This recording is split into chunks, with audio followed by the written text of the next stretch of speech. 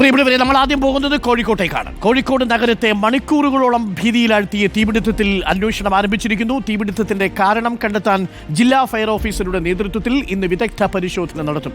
Report ഇന്നു തന്നെ ജില്ലാ കളക്ടർക്ക് സമർപ്പിക്കും. കെട്ടിടത്തിന്റെ ഘടനയാണ് തീയണയ്ക്കുന്നതിൽ വെല്ലുവിളിയായത്. ടെക്സ്റ്റൈൽസ് പ്രവർത്തിച്ചിരുന്നത് കെട്ടിട പരിപാലന ചട്ടങ്ങൾ കാറ്റിൽ പറത്തിയാണെന്ന് വ്യക്തമാകുന്നു.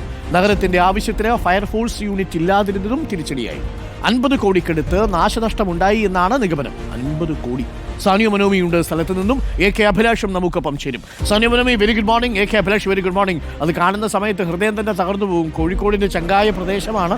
എന്തായാലും ആളപായമില്ല എന്നതിൽ ഒറ്റ കാര്യം മാത്രമേ നമുക്ക് ആശ്വസിക്കാനുള്ളൂ. പക്ഷേ അങ്ങേയറ്റം ചട്ടങ്ങൾ ലംഘിച്ചാണ് ഈ കെട്ടിടം നിർമ്മിച്ചിരിക്കുന്നത് എന്നുള്ളത് നമുക്ക് ആശങ്കയുണ്ടാക്കുകയും ചെയ്യുന്നു. സാനിയോ, ഈ തീ കത്തി അതിനുശേഷം പിറ്റേന്ന് പുലർച്ചെ നോക്കുമ്പോഴാണ് നമുക്കതിൻ്റെ ഭീകരാവസ്ഥ ബോധ്യമാകുന്നത്, അല്ലേ സാനിയോ? ഒന്ന് പ്രേക്ഷകരോട് വിശദീകരിച്ചട്ടെ. Good morning. അതെ, ഗുഡ് മോർണിംഗ് ഡോക്ടർ അരുൺകുമാർ. അത് അരുൺ പറഞ്ഞത് ശരിയാണ്. അതായത് തീ ഇന്നലെ കത്തുമ്പോൾ നമുക്കറിയാമായിരുന്നു ഇത് 2 നില അങ്ങനെ തന്നെ, രണ്ടാമത്തെ നില അങ്ങനെ തന്നെ കത്തി തീർന്നു എന്നുള്ളത്. പക്ഷേ ഇപ്പോൾ നോക്കുമ്പോഴാണ് ഇതിൻ്റെ ഒരു ഭീകരാന്തരീക്ഷം നമുക്ക് കൃത്യമായി മനസ്സിലാകുന്നത് എന്നുള്ളതാണ്. കാരണം ഈ കെട്ടിടം എത്രമാത്രം ചട്ടം ലംഘിച്ചുകൊണ്ടാണ് ഇവിടെ പ്രവർത്തിക്കുന്നുണ്ടായിരുന്നത് എന്നത് ഇത് രാവിലെ നോക്കുമ്പോൾ വളരെ കൃത്യമായി മനസ്സിലാക്കാനാവുന്നുണ്ട്. കാരണം ഇത് മുഴുവനായി കെട്ടിയടച്ചുകൊണ്ട്, ഈ AC അടക്കം സ്ഥാപിക്കാൻ വേണ്ടി മുഴുവനായി കെട്ടിയടച്ചുകൊണ്ട് നീട്ടിയെടുത്തുകൊണ്ടൊക്കെയാണ് അതുകൊണ്ട് തന്നെയാണ് ഇങ്ങോട്ടേക്ക് ഫയർഫോഴ്സിന് ഒരു തരത്തിലും വെള്ളം എത്തിക്കാൻ കഴിയാതിരുന്നൊരു സാഹചര്യം ഉണ്ടായത്. അത് 3 മണിക്കൂർ കഴിഞ്ഞ്, തീ കത്തിത്തുടങ്ങി 3 മണിക്കൂറെങ്കിലും കഴിഞ്ഞാണ് ആദ്യത്തെ ഒരു വെള്ളം യഥാർത്ഥത്തിൽ തീ കത്തുന്ന സ്ഥലത്തേക്ക് എത്തിയത് എന്നുള്ള ഗുരുതരമായ സാഹചര്യം കൂടി പറയാനുണ്ട്. അരുൺ നേരത്തെ സൂചിപ്പിച്ചതുപോലെ നഗരത്തിൽ കൃത്യമായ ഫയർഫോഴ്സ് യൂണിറ്റുകളില്ലാത്തത്. നേരത്തെ ബീച്ച് ഫയർഫോഴ്സിൽ 7 യൂണിറ്റുകൾ ഉണ്ടായിരുന്നു, ഇപ്പോൾ 1 യൂണിറ്റ് മാത്രമായി വെട്ടിക്കുറച്ചിട്ടുണ്ട്. അത്തരം പ്രതിസന്ധികളൊക്കെയും ഉള്ള സാഹചര്യത്തിൽ തന്നെയാണ് ഈ ഒരു തീപിടുത്തം ഭയാനകമാകുന്നത് എന്നുള്ളതാണ്.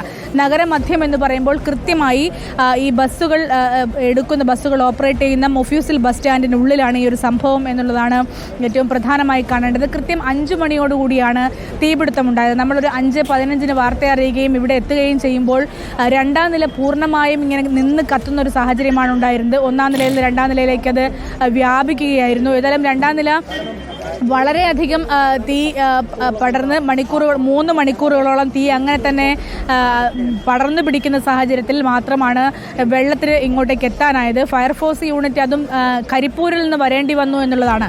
അതായത് കോഴിക്കോട് ജില്ലയിലെ എല്ലാ ഫയർഫോഴ്സ് യൂണിറ്റുകളും കിണഞ്ഞു പരിശ്രമിച്ചിട്ടും ഒന്നും നടക്കാതായപ്പോഴാണ് കരിപ്പൂരിൽ നിന്നുള്ള ഒരു ഫയർ യൂണിറ്റ് ഇങ്ങോട്ടേക്ക് എത്തുകയും തീ അണയ്ക്കാനുള്ള ശ്രമങ്ങൾ നടത്തുകയും ചെയ്ത് അങ്ങനെയാണ് വെള്ളം അല്പമെങ്കിലും അവിടേക്ക് എത്തുന്ന ഒരു സാഹചര്യം ഉണ്ടായത് എന്നുള്ളതാണ്. ആദ്യം തീ പടർന്നു തുടങ്ങിയത് PRC മെഡിക്കൽസ്, നമ്മൾ ഈ ദൃശ്യങ്ങളിൽ കാണുന്ന PRC മെഡിക്കൽസ് എന്ന് പറയുന്ന മെഡിക്കൽ ഷോപ്പിൻ്റെ മുകളിലത്തെ 1ാമത്തെ നിലയിൽ നിന്നാണ്. അതിനുശേഷം അത് ഈ കാലിക്കറ്റ് ടെക്സ്റ്റൈൽസിൻ്റെ 2ാമത്തെ നിലയിലേക്ക് വ്യാപിക്കുകയും 2ാമത്തെ നില അങ്ങനെ തന്നെ കത്തിപ്പടരുകയുമായിരുന്നു എന്നുള്ളതാണ്.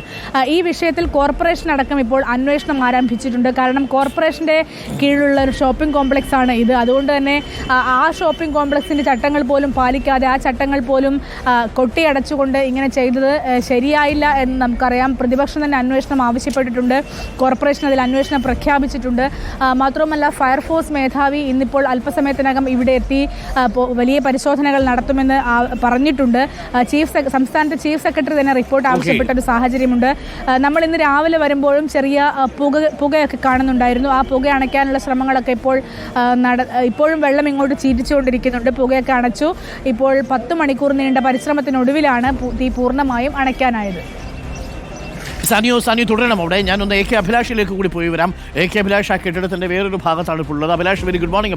അഭിലാഷ്, അതിൻ്റെ ആ ദൃശ്യങ്ങൾ നമുക്ക് പ്രേക്ഷകർക്ക് കാണിച്ചു കൊടുക്കാം. ഇപ്പോഴും പലയിടത്തും പുക ഉയരുന്നതൊക്കെ കാണാം. തീയുടെ കനലുകളൊക്കെ രാവിലെയും നമ്മൾ കണ്ടിരുന്നു. എന്തായാലും ബസ് സർവീസ് പുനരാരംഭിച്ചിട്ടുണ്ട് എന്നാണ് മനസ്സിലാക്കുന്നത്, അല്ലേ Abhilash? Good morning.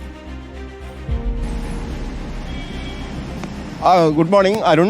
Bus service പുനരാരംഭിച്ചിട്ടുണ്ട്. ഇന്നലത്തെ ആ വലിയൊരു ദുരന്തമാണ്. കാരണം ഒരു പക്ഷേ നമ്മൾ കരുതിയതിനേക്കാൾ വലിയ ആഘാതമുണ്ടാക്കിയ ഒരു ദുരന്തമാണ്. അതിൽ ഏറ്റവും പ്രധാനപ്പെട്ട കാര്യം എന്ന് പറയുന്നത് ഇതിൻ്റെ ഈ കെട്ടിട നിർമ്മാണത്തിൽ വന്നിരിക്കുന്ന, അല്ലെങ്കിൽ കെട്ടിടം വീണ്ടും അത്തരത്തിൽ മാറ്റിയിരിക്കുന്നതിൽ വന്നിരിക്കുന്ന ഏറ്റവും അശാസ്ത്രീയമായ നിർമ്മാണ രീതികൾ തന്നെയാണ് എന്ന് വേണം പറയാൻ. കാരണം ഒരു കോർപ്പറേഷൻ്റെ കെട്ടിടമാണ്. കോർപ്പറേഷൻ്റെ കെട്ടിടം എന്ന് പറയുന്നാൽ സർക്കാരിൻ്റെ കെട്ടിടമാണ്. ആ കെട്ടിടത്തിലാണ് ഇത്തരത്തിൽ അശാസ്ത്രീയമായ നിർമ്മാണ പ്രവർത്തികൾ നടന്നിരിക്കുന്നത് എന്നുള്ളതാണ് ഇതിൻ്റെ ഗൗരവം വർദ്ധിപ്പിക്കുന്നത്. കാരണം കാരണം ഓരോ വർഷവും ഇത് പരിശോധിക്കപ്പെടേണ്ടതാണ്, വാടകയ്ക്ക് കൊടുത്താൽ പോലും പരിശോധിക്കപ്പെടേണ്ടുന്ന സംഗതിയാണ്. പക്ഷേ അപ്പോൾ പോലും ഇക്കാര്യത്തിൽ ഏതെങ്കിലും തരത്തിൽ പരിശോധന നടന്നോ എന്ന് വ്യക്തമാകാത്ത തരത്തിൽ, അല്ലെങ്കിൽ അത്തരത്തിൽ വഴിപാട് പോലെയുള്ള പരിശോധനകൾ മാത്രമാണ് നടന്നതെന്ന് വ്യക്തമാവുന്ന തരത്തിലാണ് ഇവിടെയുള്ള കാര്യങ്ങൾ. നമുക്ക് ദൃശ്യങ്ങളിൽ തന്നെ കാണാം, ഈ അലൂമിനിയം ഫാബ്രിക്കേഷനൊക്കെ ഉപയോഗിച്ചുകൊണ്ട് തന്നെ ഇത്തരത്തിൽ നിർമ്മാണ പ്രവർത്തികൾ നടത്തിയിരിക്കുന്നു. അതോടൊപ്പം തന്നെ ഇതിൻ്റെ ഏറ്റവും ഗൗരവമുള്ള കാര്യം എന്ന് പറയുന്നത് ഇതിൻ്റെ ഏറ്റവും മുകൾ നിരയിലാണ് ഗോഡൗൺ ഉള്ളത്. ആ ഗോഡൗണിൻ്റെ വാതിലുകളടക്കം ഇടുങ്ങിയ വാതിലുകളായിരുന്നു എന്നാണ് ഇന്നലെ ഫയർഫോഴ്സ് വ്യക്തമാക്കിയിരിക്കുന്നത്. അതായത് ഇത്രയും കോടിക്കണക്കിന് രൂപയുടെ സാധനങ്ങൾ, മെറ്റീരിയൽ നിക്ഷേപിച്ചിരിക്കുന്ന അല്ലെങ്കിൽ കൊണ്ടുവച്ചിരിക്കുന്ന സ്ഥലത്തെ അതിൻ്റെ വാതിലുകൾ ഇടുങ്ങിയതായിരുന്നു. അതുകൊണ്ട് തന്നെ അവിടെ രക്ഷാപ്രവർത്തനം നടത്തുക എത്രത്തോളം സാധ്യമായിരുന്നു എന്നാണ് പ്രധാനപ്പെട്ട കാര്യം. ഈ കെട്ടിടത്തെക്കുറിച്ച് പറയുകയാണെങ്കിൽ 3 ഭാഗത്തേക്ക് മോപ്പളായി കിടക്കുന്ന സ്ഥലമാണ്. കാരണം ഒരു ഭാഗത്തേക്ക് ബസ് സ്റ്റാൻഡാണ്, മറുഭാഗത്തേക്ക് റോഡാണ്, അതോടൊപ്പം തന്നെ മറ്റു ഭാഗത്തേക്ക് ബസ് സ്റ്റാൻഡാണ്. അങ്ങനെയുള്ള സ്ഥലത്ത് 3 ഭാഗത്തും ഫയർ യൂണിറ്റുകൾ എത്തി അവിടെ ഈ തീപിടുത്തത്തെ നിയന്ത്രിക്കാൻ ശ്രമിച്ചെങ്കിൽ പോലും അപ്പോൾ പോലും പരാജയപ്പെട്ടു എന്നുള്ളതാണ്. കാരണം 5.5 മണിക്കൂറോളം എടുത്തതിന് ശേഷമാണ് തീ നിയന്ത്രണ വിധേയമാക്കാൻ കഴിഞ്ഞത് എന്നുള്ളത് ഇതിൻ്റെ ഗൗരവം വർദ്ധിപ്പിക്കുന്നു. ഇത്രയും തുറസായ ഒരു സ്ഥലത്തുള്ള ഒരു കെട്ടിടത്തിൽ തീപിടുത്തമുണ്ടായപ്പോൾ പോലും ഒന്നും ചെയ്യാൻ കഴിയാതെ ഫയർഫോഴ്സ് നിസ്സഹായരായി മാറുന്ന ഒരു സാഹചര്യമുണ്ടായി. അതെന്തുകൊണ്ട് എന്നാണ് ഇത് പരിശോധിക്കപ്പെടേണ്ടുന്ന പ്രധാനപ്പെട്ട കാര്യം. അവിടെയാണ് ഈ കെട്ടിടത്തിൻ്റെ അശാസ്ത്രീയമായ നിർമ്മാണങ്ങൾ ചർച്ചയാവുന്നത്. അത് ഏത് തരത്തിൽ എപ്പോഴെങ്ങനെ വന്നു, എന്തുകൊണ്ടാണ് ഇത്രയും സംഭവിച്ചത്, കോർപ്പറേഷൻ്റെ കെട്ടിടത്തിൽ തന്നെ എങ്ങനെ സംഭവിച്ചു എന്നുള്ളതാണ് പ്രധാനപ്പെട്ട കാര്യം. നമുക്കറിയാം, കോഴിക്കോട് ഇപ്പോൾ കഴിഞ്ഞ കുറച്ച് ദിവസങ്ങളായി ഏതാണ്ട് 3ാമത്തെ തീപിടുത്തമാണ് ഉണ്ടായിരിക്കുന്നത്. കോഴിക്കോട് മെഡിക്കൽ കോളേജിലും അതോടൊപ്പം തന്നെ ആക്രിക്കടയിലും തീപിടുത്തമുണ്ടായി. അതിന് പിന്നാലെയാണ് ഇത്തരത്തിലുള്ള തീപിടുത്തം ഉണ്ടായിരിക്കുന്നത് എന്നുള്ളതും ഗൗരവമുള്ള വിഷയമാണ്. അതോടൊപ്പം തന്നെ മിഠായി തെരുവിലെ തീപിടുത്തം, വലിയ അഗ്നിബാധ ഉണ്ടായിരുന്ന സമയത്ത് ഇവിടെ ഈ ഫയർ ആൻഡ് സേഫ്റ്റിയുമായി ബന്ധപ്പെട്ട നിരവധി നിർദ്ദേശങ്ങൾ വന്നിരുന്നു. അതിൻ്റെ അടിസ്ഥാനത്തിൽ പല മാറ്റങ്ങളും വരുത്തിയിരുന്നു. പക്ഷേ അതിനുശേഷം ഏതാണ്ട് 8 വർഷങ്ങൾക്ക് ശേഷം ഇപ്പോഴും ഇത്തരത്തിലുള്ള നിർമ്മാണ രീതികളും അശാസ്ത്രീയമായ ഇത്തരത്തിലുള്ള കാര്യങ്ങൾ നടക്കുന്നു എന്നുള്ളത് ഗൗരവമുള്ള കാര്യമാണ്. മുൻ മേയർ തന്നെ ഇന്നലെ പറഞ്ഞത് ഇക്കാര്യത്തിൽ ചില അശ്രദ്ധകൾ സംഭവിച്ചു എന്നാണ്. അത് ഏത് തരത്തിലുള്ള അശ്രദ്ധകളാണ്, കോർപ്പറേഷന്റെ ഭാഗത്താണോ അതോ കച്ചവടക്കാരുടെ ഭാഗത്താണോ എന്നടക്കമുള്ള കാര്യങ്ങൾ പരിശോധിക്കപ്പെടേണ്ടതുണ്ട്. ആയിരുന്നില്ലേ ഈ പറയുന്ന ഷീറ്റുകൾ കൊണ്ട് അനധികൃതമായിട്ട് അവ കെട്ടിമറിച്ചത്? അതുവഴി നടന്നു പോകുന്ന ആർക്ക് നോക്കിയാലും ഇത് അനധികൃതമായി നിർമ്മിച്ചതാണ് ഇത് എന്നുള്ളത് വ്യക്തമാവുമല്ലോ അതിന്റെ ഭാഗങ്ങൾ. തീർച്ചയായിട്ടും ഒരു സംശയവും ഉണ്ടായിരുന്നില്ല. ഒരു പക്ഷേ നമ്മൾ തന്നെ പലപ്പോഴും പരസ്പരം പറയുന്ന ഒരു കാര്യമായിരുന്നു. കാരണം ഇതെന്തുകൊണ്ടാണ് ഇങ്ങനെ കൊട്ടിയടച്ചിരിക്കുന്നത്? ചില ജനൽച്ച എന്ന് പറഞ്ഞാൽ ചെറിയ ചെറിയ ജാലകങ്ങൾ മാത്രമായിരുന്നു ഇതിനകത്തുണ്ടായിരുന്നത്. അതോടൊപ്പം തന്നെ ഷട്ടറുകൾ അടച്ചിരിക്കുന്നു. അതോടൊപ്പം ഒരു ഭാഗത്ത് കൂടെ മാത്രമായിരിക്കുന്നു ഇതിൻ്റെ ഭാഗത്ത് ഒരു വഴിയുണ്ടായിരുന്നത്. അത് ഇടുങ്ങിയ വഴിയായിരുന്നു. ഏതാണ്ട് 10ഓളം കടമുറികൾ ഇതിൻ്റെ അകത്തുണ്ട്. ആ കടമുറികളെ ഷട്ടറുകൾ അടച്ചു ഒരുമിച്ച് ഒരു ഗോഡൗണായി മാറ്റിയിരിക്കുകയാണ്. അവിടെയാണ് ഇത്തരത്തിൽ അപകടം സംഭവിച്ചിരിക്കുന്നതെന്നാണ് ഇതിൻ്റെ ഗൗരവം വർദ്ധിപ്പിക്കുന്ന ഒരു കാര്യം. ഇത്തരത്തിൽ എങ്ങനെ ഇവർക്ക് സാധിച്ചു, അതും കോർപ്പറേഷൻ്റെ കെട്ടിടത്തിൽ എങ്ങനെ സാധിച്ചു എന്നുള്ളതാണ് പ്രധാനപ്പെട്ട ചോദ്യം. ആ ചോദ്യത്തിന് ഉത്തരം കോർപ്പറേഷൻ തന്നെ നൽകേണ്ടതുണ്ട്. കാരണം കോർപ്പറേഷൻ്റെ നേതൃത്വത്തിൽ തന്നെയാണ് ഈ തീപിടുത്തവുമായി ബന്ധപ്പെട്ട ചില കാര്യങ്ങളൊക്കെ വന്നത്, മാർഗനിർദ്ദേശങ്ങളൊക്കെ വന്നത്.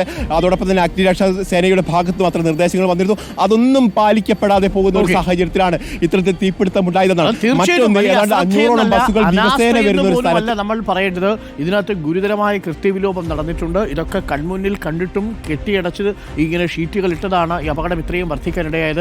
ഭാഗ്യത്തിന് ആളപായമില്ല എന്നത് മാത്രമാണ് ഏറെ ആശ്വാസകരമായ കാര്യം. ഞാൻ ഒന്നുകൂടി സാനിയോയിലേക്ക് പോയിട്ട് വരാം. അഭിലാഷ്, സാനിയോ, അവിടെയുള്ള ആളുകളുടെ പ്രതികരണങ്ങൾ കൂടി നമുക്ക് തേടാവുന്നതാണ്.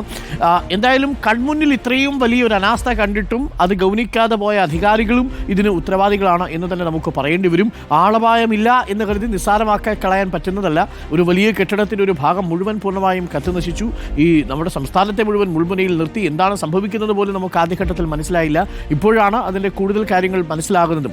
ഈ ഫയർഫോഴ്സിൻ്റെ അധികാരികളോട് ചോദിക്കുമ്പോൾ അവർ പറയുന്നത് വേണ്ടത്ര സുരക്ഷാ ക്രമീകരണങ്ങളൊന്നും അവിടെ ഇല്ലായിരുന്നു എന്നാണ്. ഫയർ ഫൈറ്റേഴ്സിനെ സംബന്ധിച്ചുള്ളിൽ കടക്കാൻ പോലും ബുദ്ധിമുട്ടായിരുന്നു, അല്ലേ സാനിയോ?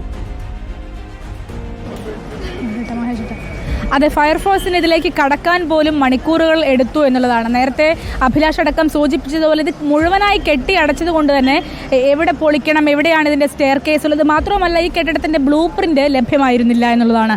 ബ്ലൂ പ്രിൻ്റ് ലഭ്യമായാൽ മാത്രമേ എവിടെയൊക്കെയാണ് ഇതിന് സ്റ്റെയർ കേസുകൾ ഉള്ളത്, അല്ലെങ്കിൽ എവിടെയൊക്കെയാണ് ഇതിന് കയറാൻ കഴിയുക തുടങ്ങിയ കാര്യങ്ങൾ അങ്ങനെ മനസ്സിലാവുകയുള്ളൂ. അതുപോലും ഉണ്ടായിരുന്നില്ല എന്നുള്ളത് പറയുമ്പോൾ വലിയ ഗുരുതരമായ സാഹചര്യമായിരുന്നു എന്നുള്ളത് തന്നെയാണ്. ഏതായാലും ഇവിടെ ഇപ്പോൾ നമുക്ക് പ്രതികരണം എടുക്കാൻ ആളുകളെ ഇങ്ങോട്ടേക്ക് വരാൻ പോലീസ് സമ്മതിക്കുന്നില്ല. കാരണം ഇതിൽ നിന്നൊക്കെ ചില വസ്തുക്കളൊക്കെ ഇളകി അടർന്ന് വീഴാനൊക്കെയുള്ള സാഹചര്യമുണ്ട്. അത് അപകടമുണ്ടാക്കും. അതുകൊണ്ട് തന്നെ ഇങ്ങോട്ടേക്ക് ആളുകളെ എത്തിക്കുന്നില്ല. ഞാനത് പ്രതികരണം എടുക്കാൻ ശ്രമിക്കുകയാണ്. ഏതായാലും ഇന്നിപ്പോൾ ഫയർഫോഴ്സിൻ്റെ അടക്കം പരിശോധനയുണ്ട് എന്നുള്ളതാണ്. പരിശോധന കഴിയുമ്പോൾ മാത്രമേ കൃത്യമായ തീപിടുത്തത്തിൻ്റെ കൃത്യമായ ഒരു കാരണം എന്താണെന്ന് മനസ്സിലാവുകയുള്ളൂ. അത് ഷോർട്ട് സർക്യൂട്ടാണോ, മറ്റെന്തെങ്കിലും കാരണമാണോ, അട്ടിമറി സംശയമുണ്ടോ തുടങ്ങിയ കാര്യങ്ങൾ മനസ്സിലാകണം എങ്കിൽ തീർച്ചയായും ഒരു പരിശോധന നടക്കേണ്ടതുണ്ട് എന്നുള്ളതാണ്. ഏതായാലും നമുക്കിവിടെ ഇപ്പോൾ ആളുകളെ കൂടുതലായി കാണുന്നില്ല. ഇതിൻ്റെ ഉടമയൊക്കെ ഇന്നലെ ഇവിടെ ഉണ്ടായിരുന്നു. അരുൺ, ഇന്നലെ തന്നെ നമ്മൾ കണ്ടിരുന്നു. വലിയ